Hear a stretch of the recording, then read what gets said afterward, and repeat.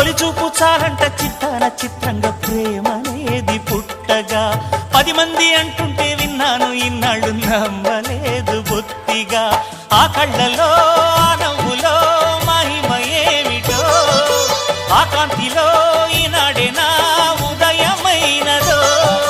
మదిసీమలో ఇన్ని మరుమల్లే గంధాలు మునుపెన్నడు లేని మృదువైన గానాలు మొదటి బలపు కథలు తెలుపు గేయమై తీయగా స్వరములు పాడగా